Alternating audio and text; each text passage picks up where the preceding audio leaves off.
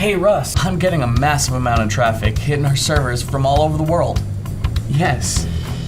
Yeah. Well, I'm analyzing the network traffic dump now.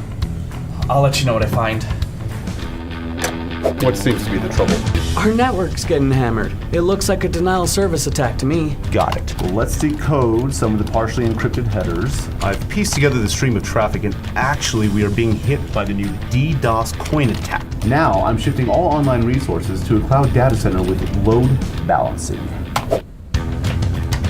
Hey Russ, happy to report we're back online. Turns out that cryptocurrency pays users for participating in DDoS attacks. I'll get you a full report by the end of the day. By the way, that network defender you hired is awesome. Certified network defender. Knowledgeable. Unshakable. Always on guard.